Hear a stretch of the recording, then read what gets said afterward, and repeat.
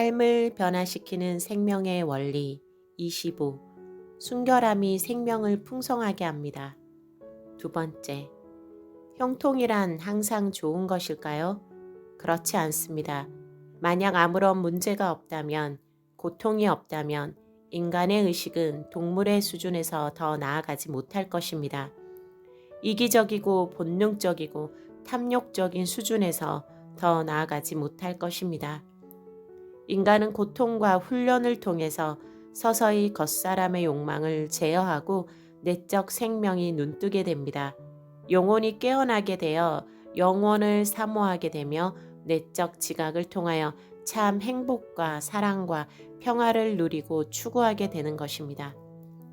처음에는 문제와 고통으로 인하여 하나님께 나아가지만 차츰 주님께 나아가고 깨달음을 얻을수록 문제와 환경은 아무것도 아니며 오직 주님을 알아가는 것, 주님의 소유가 되고 그분께 굴복하는 것만이 생명적인 것이며 가치 있는 것임을 알게 됩니다. 그것을 배워가는 것이 곧 인생인 것입니다. 오늘날 어린 신자들이 흔히 추구하는 성공이란 세상에서 잘 나가는 것을 의미하는 것입니다. 신자들은 유명해지고 인정받고 유능한 사람이 되는 목표를 추구합니다. 많은 신자들이 아래의 말씀을 아주 좋아합니다. 여호와께서 너로 머리가 되고 꼬리가 되지 않게 하시며 위에만 있고 아래에 있지 않게 하시리니 신명기 28장 13절. 신자들은 이 말씀에 은혜를 받고 아멘을 하며 이 말씀처럼 머리가 되게 해달라고 기도합니다. 하지만 알아야 할 것이 있습니다. 구약의 어떤 메시지든지 그 말씀은 독자적으로 이해하고 적용해서는 안 된다는 것입니다. 구약의 메시지는 항상 그 말씀과 관련된 신약의 메시지와 그 빛 속에서 이해하고 적용해야 합니다. 이와 관련된 말씀을 신약에서 찾아보면 다음과 같은 것입니다. 열 제자가 듣고 야고보와 요한에게 대하여 분이 여기거늘 예수께서 불러다가 이르시되 이방인의 소위 집검자들이 저희를 임의로 주관하고 그 대인들이 저희에게 권세를 부리는 줄을 너희가 알거니와 너희 중에는 그렇지 아니하니 너희 중에 누구든지 크고자 하는 자는 너희를 섬기는 자가 되고 너희 중에 누구든지 으뜸이 되고자 하는 자는 모든 사람의 종이 되어야 하리라. 인자에 온 것은 섬김을 받으려 함이 아니라 도리어 섬기려 하고 자기 목숨을 많은 사람의 대속물로 주려 함이니라. 마가복음 10장 41절에서 45절. 신약의 말씀은 항상 구약의 말씀을 보충하며 온전케 합니다.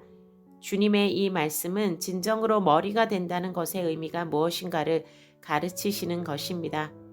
주님의 제자들이 주님의 가르침을 이해하지 못하고 서로 누가 높으냐의 문제로 분쟁할 때 주님은 참된 으뜸, 참된 머리됨에 대해서 말씀해 주셨습니다. 이방인들, 진리를 모르는 이들은 서로 높은 지위를 얻기를 원하며 하인들에게 명령하고 마구 부리는 것을 좋아하지만 주님의 사람들은 그렇지 않으며 그래서는 안 된다는 것입니다. 참된 권위자는 높은 데에서 명령하고 부리는 사람이 아니라 낮은 마음으로 섬기며 봉사하는 사람이라는 것입니다. 하지만 안타깝게도 주님의 이 가르침은 오늘날 신자들의 삶 속에서 의식 속에서 잊혀지고 있습니다. 교회가 세력을 얻고 권세를 얻는 것은 성공일까요? 바람직한 일일까요? 교회의 역사를 보면 교회는 핍박이 있을 때는 순결함과 아름다움을 유지했습니다. 그리고 권세를 얻었을 때는 타락했습니다. 서머나 교회 시절 열 황제의 핍박이 있었을 때 당시의 성도들에게는 주를 향한 아름다운 갈망과 사모함이 있었습니다. 주님을 따른다는 것이 언제 사자밥이 될지도 모른다는 것을 의미할 때 교회는 순결했습니다. 그러나 황제가 교회에 들어왔을 때 교회는 타락하기 시작했습니다. 황제가 개종한 당시의 교회를 계시록 2장에서는 버가모 교회라고 부르고 있는데 이 버가모라는 뜻은 높여졌다, 혼인하는 곳이라는 의미입니다. 높아짐과 결혼에 대한 의미를 내포하고 있습니다. 이 지명은 당시 교회가 세상적으로 높아지고 세상과 결혼하게 된 것을 상징적으로 보여줍니다. 교회에 황제가 들어왔을 때, 교회의 권력이 들어왔을 때, 그것은 타락의 시작이었습니다. 전에는 사람들이 주를 따르기 위해서 목숨을 걸고 신앙을 가졌지만, 이제는 부와 권력을 얻기 위해 사람들이 교회에 들어오게 되었습니다. 인맥을 형성하기 위해 교회에 들어오게 되었습니다. 그러므로 교회의 높아짐은 자연적으로 타락을 불러왔던 것입니다. 교회에 부자와 권력가가 들어오면 교회는 타락하기가 쉽습니다. 그것은 교회사가 증명하고 있습니다. 교회가 세상에서 힘을 얻고 강력해졌을 때 반대로 그 영적인 힘은 상실됩니다. 사람들은 기도의 힘을 의지하지 않고 권력을 의지하게 됩니다. 교회는 순결함을 통해서만 능력을 나타낼 수 있는데 교회가 혼합이 되어 그 능력을 상실하게 되었기 때문입니다. 이스라엘 백성이 모세의 인도로 애굽을 탈출하게 되었을 때 당시에 애굽을 탈출한 것은 이스라엘 백성만이 아니었습니다. 성경은 말합니다. 이스라엘 자손이 람셋에서 발행하여 숫곳에 이르니 유아 외에 보행하는 장정이 60만 가량이요 중다한 잡족과 양과 소와 심이 많은 생축이 그들과 함께하였으며 출애굽기 12장 37절 38절. 애굽은 당시의 세계 최강의 나라였습니다. 그들은 전쟁 때마다 승리하였고 많은 이민족 포로들을 부리고 있었습니다. 이들 중다한 잡족들이 이스라엘과 함께 애굽을 탈출했던 것입니다. 그런데 왜 그들은 이스라엘이 애굽을 떠날 때 같이 따라왔을까요? 그 이유는 간단합니다. 그들은 세계 최강의 애굽이 초토화되는 것을 두 눈으로 똑똑히 보았던 것입니다. 그들은 이스라엘의 하나님이 애굽보다 강한 것을 알았습니다. 그들은 강자에게 붙어서 나온 것입니다.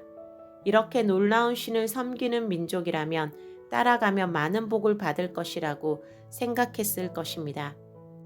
지금처럼 애굽의 노예로 사는 것보다 훨씬 더 나은 삶이 있을 것이라고 그들은 예상하고 기대했던 것입니다. 주님을 따르는 많은 제자들 가운데도 그러한 동기로 쫓는 사람이 있었을 것입니다. 그것은 지금도 마찬가지입니다. 그들은 진정으로 하나님을 찾고 섬기는 사람들이 아니었습니다. 승리의 기쁨에 도취되어 함께했던 사람들이었습니다. 그렇다면 그렇게 같이 탈출에 동참했던 그들은 나중에 어떻게 되었을까요?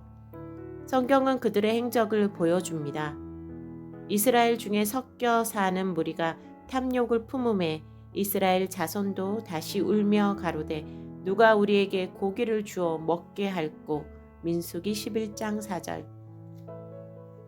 승리의 기쁨에 도취하여 함께 이스라엘과 동행했던 중다한 잡족의 기대는 얼마 가지 않아서 무너지게 되었습니다. 그들은 애굽을 탈출한 것이 영광의 승리가 아니고 초라하고 고생문이 활짝 열린 굶주림의 여행길이라는 것을 곧 알게 되었습니다. 그들은 곧바로 원망과 불평을 시작했으며 그들의 탐욕은 곧 이스라엘 전체에 확산이 되었습니다.